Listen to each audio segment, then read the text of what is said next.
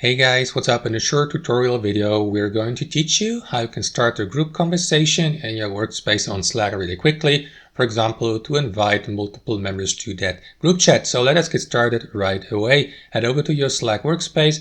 And here guys, on the left panel, you will see your direct messages. So hover your mouse over direct messages. And here to the right, you will see that plus icon. Alternately, you may, for example, use the shortcut Control-N to start a new conversation. So let me click on that plus icon.